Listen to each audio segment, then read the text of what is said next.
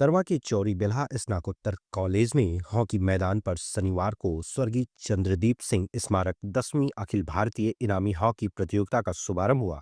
6 दिवसीय इस प्रतियोगिता का उद्घाटन उत्तर प्रदेश के कारागार मंत्री दारा सिंह चौहान ने किया। उन्होंने स्वर्गीय चंद्रदीप सिंह की प्रतिमा के समक्ष दीप प्रज्वलन कर फीता काटने और व गुब्बारे उड़ाने के साथ कार्यक्रम का शुभारंभ किया।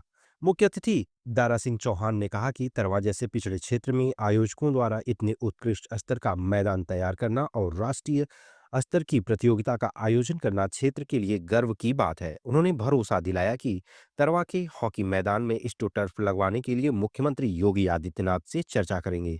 कार्यक्रम में विशिष्ट अतिथि अनुराग रघुवंशी पूर्व कोच ने कहा कि ग्रामीण क्षेत्रों में इतना अच्छा हॉकी मैदान और दर्शकों की भारी उपस्थिति कम ही देखने को मिलती है। वहीं भाजपा नेता अखिलेश मिश्र गुड्डू ने इसे क्षेत्र और जनपद का सबसे लोकप्रिय खेल बताते हुए आयोजन समिति और जनता की सराहना की। पहले दिन खेले गए मुकाबले में सैफई और अड़गांवा की टीमों ने अपने अपने मैच जीतकर प्रतियोगिता में बढ़त बनाई। खिलाड़ियों से परिचय प्राप्त करते हुए मुख्य अतिथि ने सभी को खेल भावना बनाए रखने और उत्कृष्ट प्रदर्शन के लिए प्रेरित किया। कार्यक्रम के संयोजक प्रभाकर सिंह ने सभी अतिथियों और जनता का आभार व्यक्त करते हुए बताया कि उनकी समिति छोटे बच्चों को लेकर एक हॉकी नर्सरी तैयार कर रही है। इस नर्सरी के 15 से 20 बच्चे पहले ही देश के विभिन्न स्पोर्ट्स कॉलेज और हॉस्टलों में अपनी तैयारी कर रहे हैं।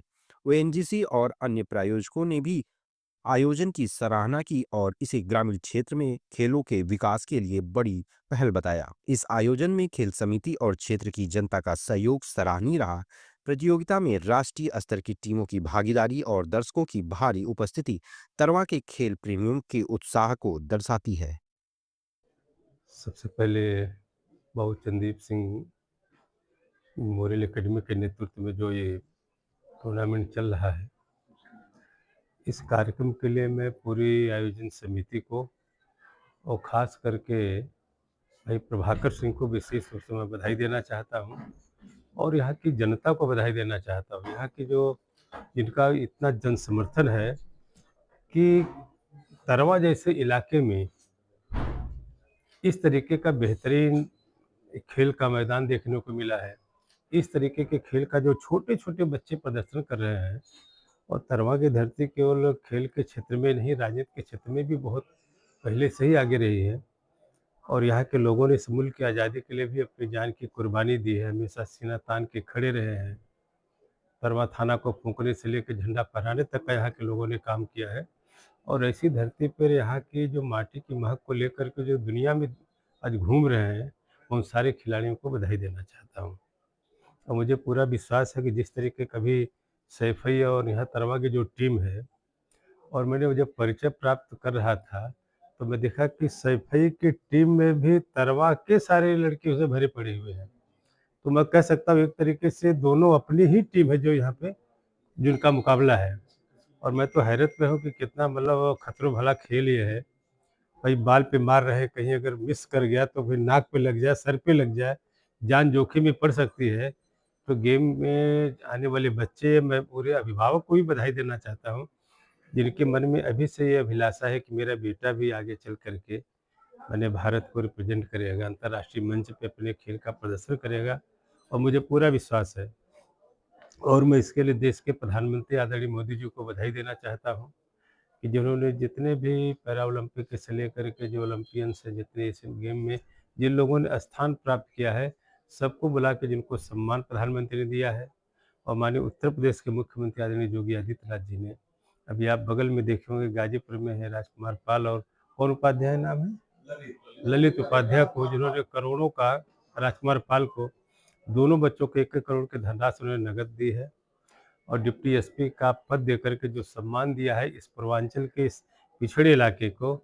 और माननीय मुख्यमंत्री ने ऐलान किया है कि अब भारत से जो खेलो इंडिया खेलों की बात हो रही है, हर गांव में जैसे वन डिस्ट्रिक्ट वन प्रोडक्ट के आधार पर हर जिले में हर ब्लॉक पे इस तरीके के छोटे-छोटे मैदान को सृजन करके हम बच्चों के जो उनकी सहेजने का काम करेंगे और यही बच्चे आगे जा कर के प्रदेश और देश स्तर पर और अंतर्राष्ट्रीय मंच पे जा कर के अपने देश का नाम रोशन करेंगे।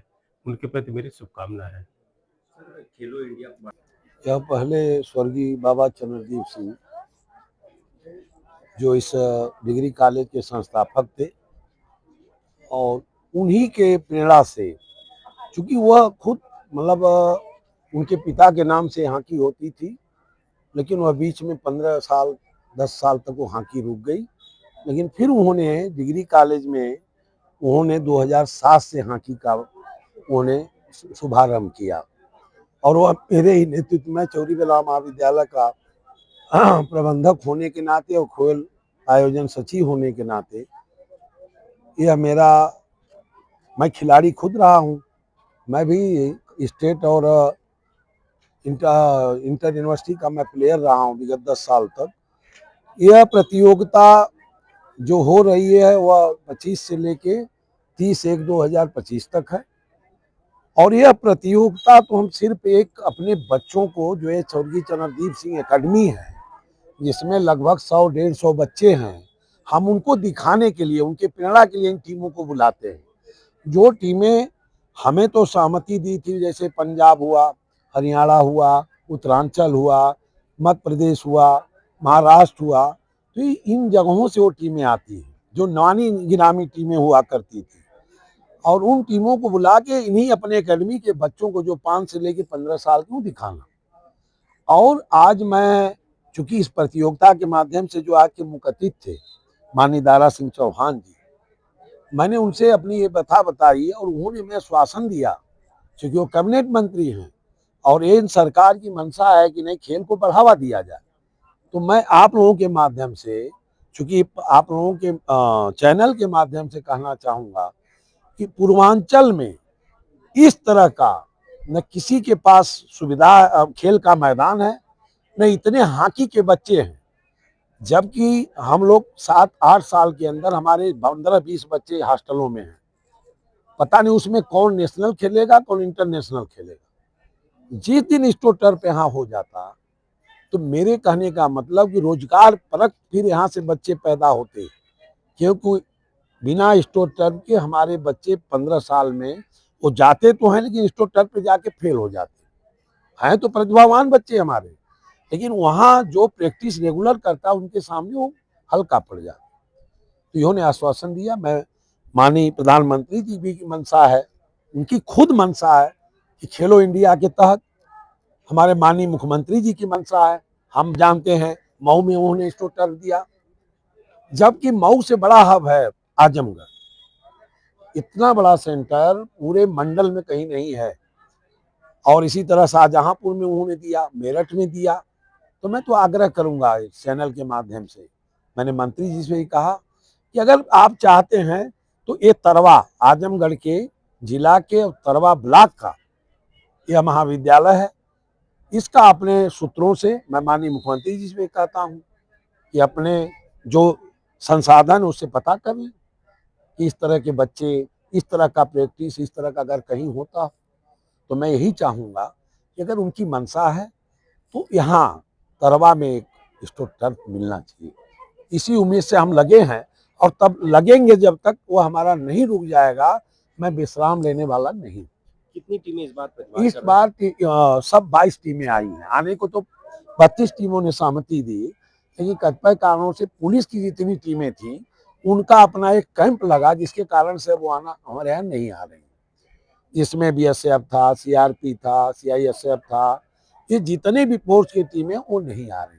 उसके बाद भी 22 टीमें मध्य प्रदेश से और आपका हरियाणा से और उत्तरांचल से, उत्तर प्रदेश और महाराष्ट्र से आई हुई, जिसका कि आज पहला दिन है और ये 30/1 को समाप्त हो। तो मैं इसके माध्यम से आपके चैनल सभी आपने आए हुए अतिथियों का और हमारे जितने सम्मानित दर्शकगण, बहुत लोग जौनपुर से, आजमगढ़ से, गाजीपुर से आए हुए हमारे अतिथियों का आपके चैनल के माध्यम से मैं हार्दिक वंदन स्वागत करता हूँ। जय हिंद, जय भारत।